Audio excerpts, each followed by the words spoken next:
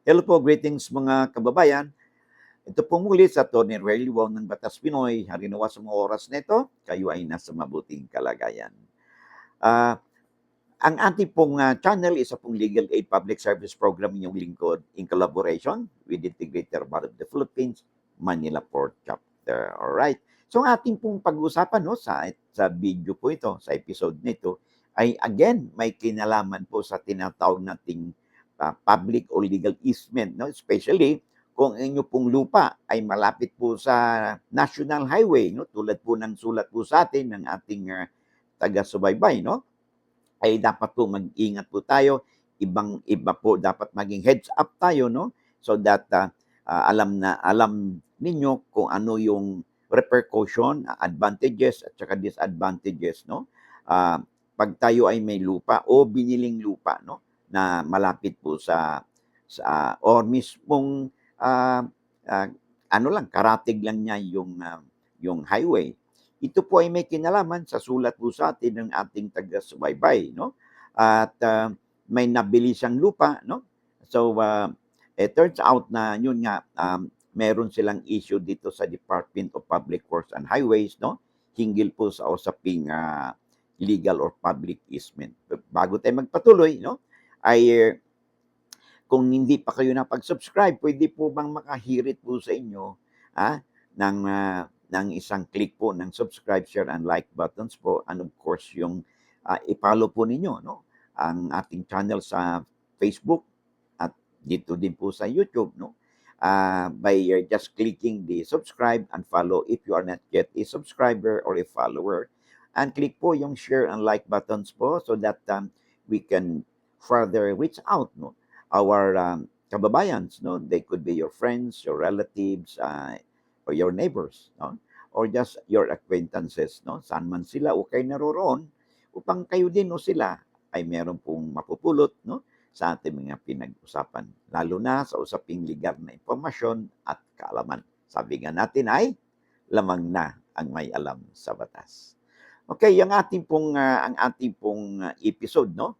Ay may kinalaman po sa sulat po sa atin ni Lenny Acosta. Alright. Sabi niya dito, ano po attorney sa aking situation? May binili akong lupa along National Road.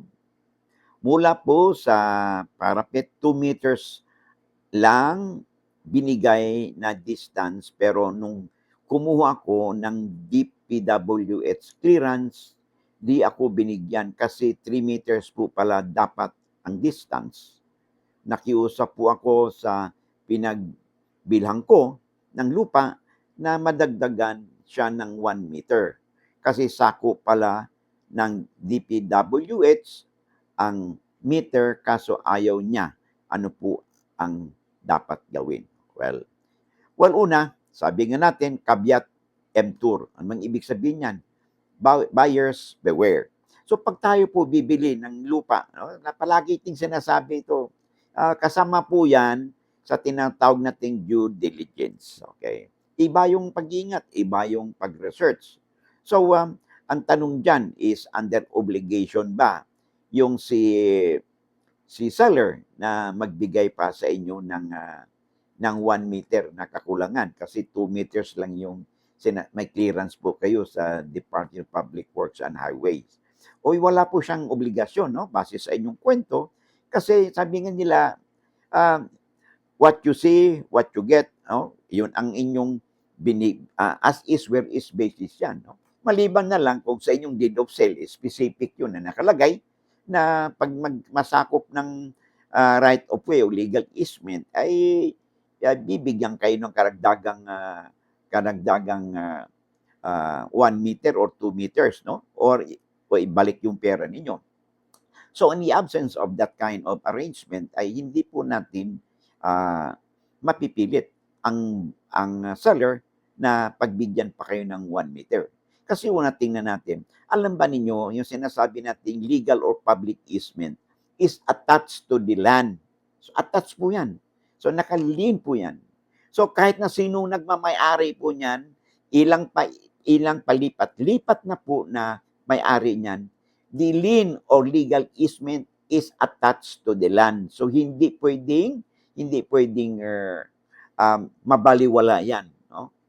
Kumbaga ano, nakatatak na 'yan sa titulo ng lupa, na subject po 'yan sa legal or public easement. Lalo na po 'yan ay karsada, national road. In fact, no, I would disagree with the swerte kayo, no, kung national road kasi 'yan. Alam mo ba kung national road 'yan ay kung ibabase natin sa Commonwealth Act 141 as amended by yung Right of Way Act of 2016 o Republic Act 10752, alam mo ba na ang minimum legal easement doon sa lupa na katabi ng national road ay minimum po ng 15 meters. So, ibig sabihin po niyan, kung ang inyong lupa ay malapit doon sa national highway, at depende po yan kung anong classification ng lupa na kung saan yung highway o lupa ninyo, alam mo ba na yung legal or public easement has a minimum distance of paloob na 15 meters, and it could go as high as wide as 60 meters. Okay? Depende po yan, no? Kung ano ba saan location ng lupa. Ay kung inang kataon na ang katabing lupa ninyo ay is a ano na declassified as forest or timberland, ay naku po, ano po yan, hanggang doon po yan, no? Maximum po o 60 meters. So, it could, normally po, no? It could range to 15 meters. In fact, 20 meters po yan, but dear Secretary of Public Works and Highway, no, has that power na i-reduce po yan to 15 meters. So, yung 3 meters po is hindi po accurate yan. I don't know kung, lalo na, you're talking here of the Department of Public Works and Highway or your national road, ang legal or public easement po yan, tulad po ng banggit natin is minimum po of 15 meters. This is in accordance with the Commonwealth Act 141, no, as amended by the Right of Way Act of 2016, no, yung Republic Act 10752. So, ito magiging lesson, no, sa mga may-ari ng lupa, no, na iba yung pong pag-iingat, lalo pag tayo bibili ng lupa. Kasi siyempre nakakaengganyo na bumili ng lupa, lalo na malapit sa public highways, national road. Kasi una sabi, maganda ito because of course malaki ang value ng lupa kasi yung potential nito, no, pwede kayong magkaroon ng business along the highway, no, or any economic activities na pwedeng pagkikitaan malapit doon sa national highway. But meron ding kaakibat na po yan, no, adverse consequences kung in case po magkaroon po ng road widening, no, ang highway, at ito po ay tatamaan po kayo ng easement na sinasabi natin na legal or public easement, no. Siyempre po, bababa po kung liliit po ang inyong lupa. Ang tanong ngayon, pag lilit ba ang inyong lupa, ay entitled ba kayo? Kinain po ng road widening. Entitled ba kayo na magkaroon kayo ng just compensation?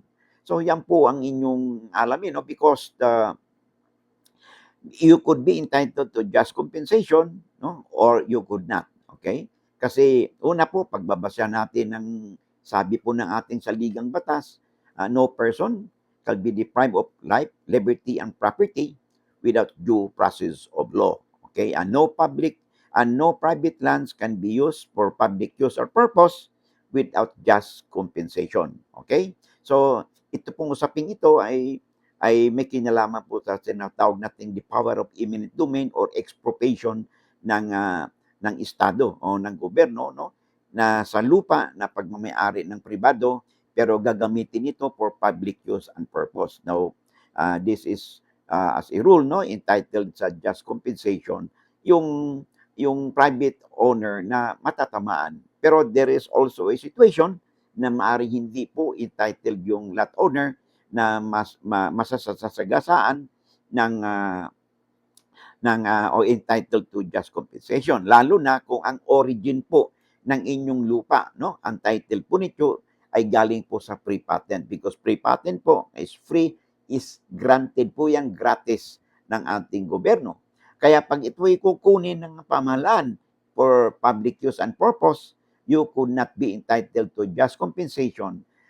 You could only be entitled to replacement cost doon po sa na-damage na bahay ninyo o mga crops po ninyo or improvements na nakain po ng road widening, no? Na isinagawa naman sa mga national infrastructure project ng pamahalaan. So it could only be yung replacement cost po ng mga napinsalang mga gamit ninyo, but not doon sa lupa na galing sa grant o sa pre-patent. No, you are not entitled to just compensation. Okay? So yan po ang ating tatanda, no? Pag bibili po tayo ng lupa, no? Along the National Highway, i-check po ninyo, i-research ninyo ano ba ang origin ng lupa nito kasi makikita nyo, hindi naman ito pre-patent. Nakalagay ito, transfer certificate of title na. Yes, pero tingnan po ninyo, yung mayroon pong lien dyan. Nakakabit po yan, no? Doon sa titulo ng lupa, no? Sa likod po niyan, nandun po ang mga lead po niyan. So that you be properly guided. Na kung bibili kayo, subject para sa lien itong lupang ito. Okay? So you'll be properly guided, no? You have an informed decision kung bibili ba kayo hindi given the lien, no, over this property. So I hope nasagot natin ang katanungan sa atin ni Miss Lenny Acosta, no, sa kanya pong sulat po sa atin, no, sa episode na ito. All right? So, okay, so kapapasok pa lang, kung hindi pa kayo nakapag-subscribe, nakapag-follow sa atin, at if you find our videos interesting and informative, siguro naman po hindi naman kalabisan pag ang inyong lingkod po ay hirit po sa inyo isang subscribe, isang follow, isang share and like po. So that maunonotice po tayo ng algorithm ng YouTube or your Facebook, no? Upang ma-spread out pa natin ang ating advokasya na makapagbigay po tayo ng legal na impormasyon o kalaman sa ating mga kababayan, sa inyong mga kaibigan, kamag-anak, no? Saan man kayo o sila naroroon. Sabi nga natin ay, lamang na ang may alam sa batas. Maraming salamat and I hope to see you again in the next video. God bless.